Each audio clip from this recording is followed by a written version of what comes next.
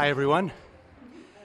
Well, today we have the first budget at the federal level in 18 months, and I want to contextualize it a little bit. Canadians are facing serious economic pressures from coast to coast to coast.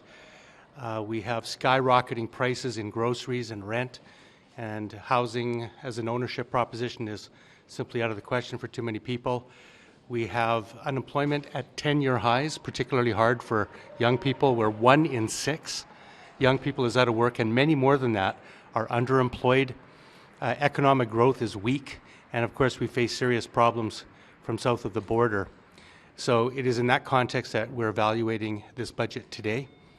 I can tell you that New Democrats are going to take the time to study this budget. We're going to consult with stakeholders. We're going to talk to Canadians, particularly working Canadians, and review this budget to see if this budget passes our lens of whether it works for working Canadians. So I'll happy to take any questions you may have. Is this an austerity budget? It's hard to tell at this point. What I'll say is it's got a very large deficit.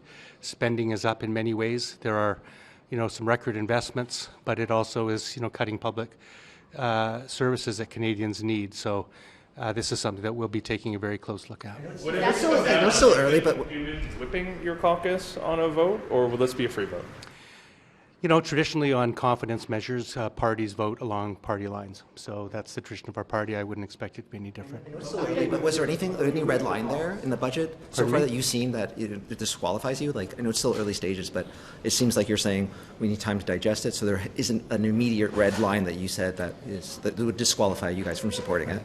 That's an excellent question, and one of the reasons I opened up with the serious problems we're facing is that there's complex issues that are facing us, and I don't think that we can oversimplify whether policies are going to respond or not. So I'll tell you a few things that we like about the budget. There's $51 billion in infrastructure spending, and that's linked to unionized jobs or community benefit agreements, which requires that work to be done through wage prevailing rates. So that could create good family-sustaining jobs, which has been a priority for the NDP. We talked about, campaigned on, an east-west clean electricity grid. That's mentioned on page 1 of the budget. And there's a specific mention of co-op housing, something that is near and dear to New Democrat hearts and something that we push for all the time. Some of you, none of you look old enough, but the Cooperative Commonwealth Federation was our predecessor, so co-ops are built into the DNA of the NDP. That's in there. On the negative side, you have 40,000 public sector job cuts.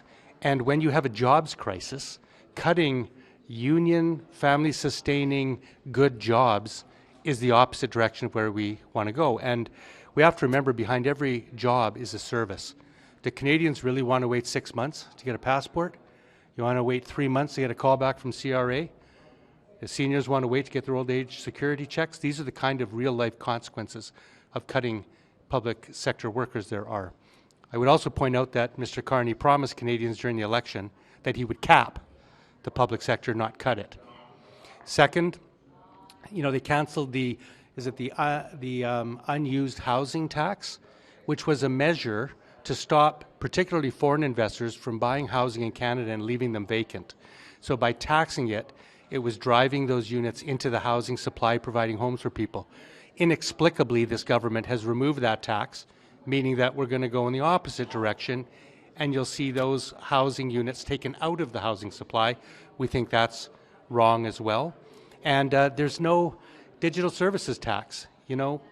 This was a measure that the Liberals themselves invented 5 years ago, worked on. It would raise $1 billion a year in revenue, taxing the biggest U.S. tech companies in the world. We're talking Mark Zuckerberg, Elon Musk, on profits over $20 million in Canada. Now, if you have a revenue problem in Canada and you have to cut public services, or you could tax the wealthiest people on the planet, NDP thinks that it would have been a wiser choice to tax those people. So you see there's positive and negatives in this budget, and we're going to take a comprehensive look and weigh it out in the aggregate over the next few days. A lot less harsh than any of the other opposition parties, I got to say. Are you telegraphing you guys are going to vote for this budget or just be absent on budget vote day? No, we're just more rational maybe than the other parties are. We're not telegraphing anything. I'm a Jack Layton New Democrat. We came to Parliament to make Parliament work. We want to be propositional, and we want to give this budget the serious once-over that it deserves. And we want to consult with Canadians. So I think that's what a responsible opposition party does, and that's what we're doing. You didn't answer my colleague's question earlier. Will you whip your caucus? Just not what's your expectation of how caucus will vote. Will you whip each member of your caucus and force them to vote the same way? Well, I'm not going to anticipate what we're going to do. We're going to have a caucus meeting tomorrow morning, and we're going to be reviewing each of our critic areas, and we're going to have a very, very thorough discussion, and hopefully we arrive at a consensus. That's always what we try to do in caucus. At the end of the day, we need to move as a united party. That's what you do on confidence measures. You don't vote at cross purposes. You can't have people voting yes and no. Generally, I don't remember ever a free vote on a confidence measure in my 17 years on the Hill, but all options are on the table, I suppose. Are you maintaining that abstention would be an option, it would be authorized for NDP MPs to abstain during that vote, or following the lines of the party would be to cast a vote? Yeah, well, so the tradition in our party is that we caucus together and we vote as one unit on confidence measures. But it's also part of our tradition history that sometimes members, for various reasons, can't vote the way that the caucus wants. So instead of voting opposite of caucus, they are permitted, with whip's approval, to abstain from the vote. So that's also a possibility. Some of the polling out there is showing the NDP on the rise as the only clear voice for workers amidst a national climate of labor unrest. How are you feeling potentially heading into a Christmas election? Would you feel confident?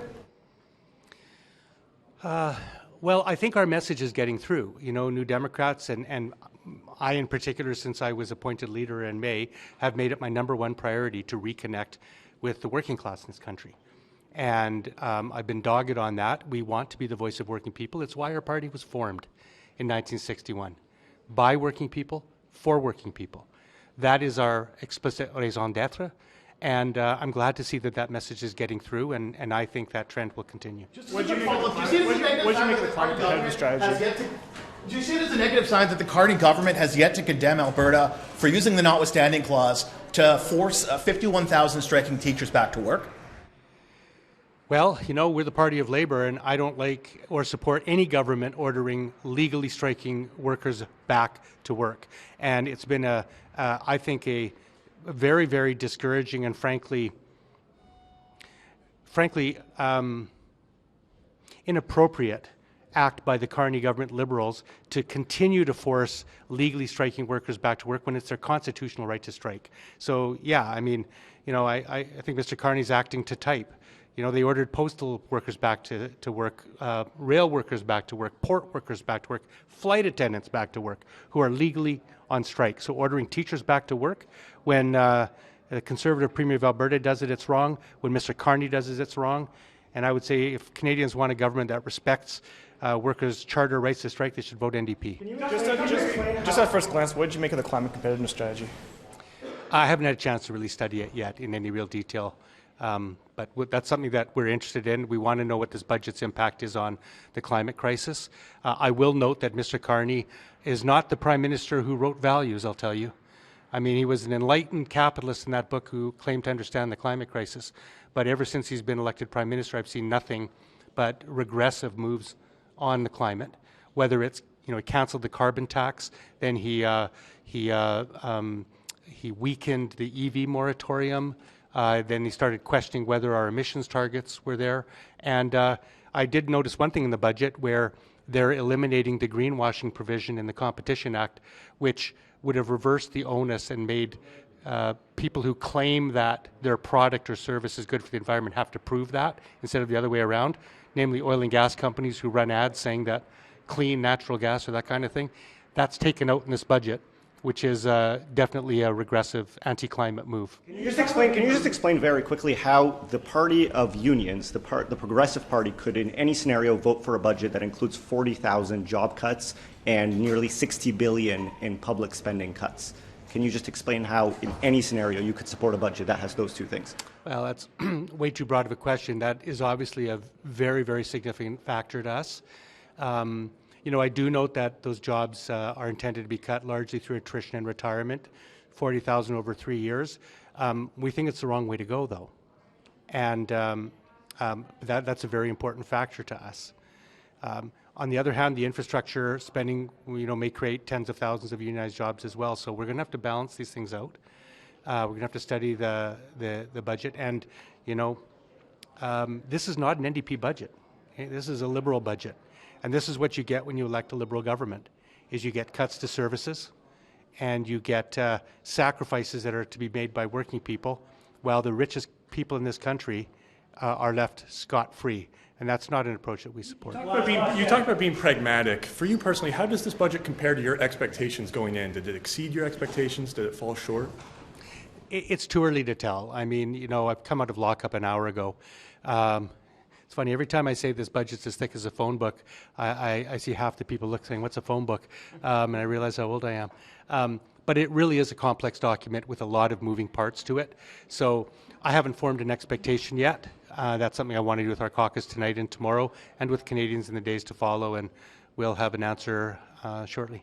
We're hearing some Conservative MPs might join the Liberal caucus. Chris D'Entremont is one of them, possibly. What message does that send, and would it be appropriate as a way to try to get a majority for the Carney government? Well, it sends a message that not all's well in the Conservative Party, I think. It shows that there are some cracks, I think, opening. I mean, I thought that Mr. Poilievre's comments a few weeks ago about calling the RCMP leadership despicable and actually inferring that his political opponents should be jailed were totally inappropriate and frankly channeled Donald Trump, who has weaponized the judiciary and police forces of the United States against his political opponents. Totally inappropriate. So it doesn't surprise me that that has caused problems among some people in his caucus. And but I'll leave that to him to work out. Are you worried for your caucus? Any of your MPs can maybe cross the floor? I have nothing but the strongest admiration and faith for everyone in my caucus. So thanks very much, everyone.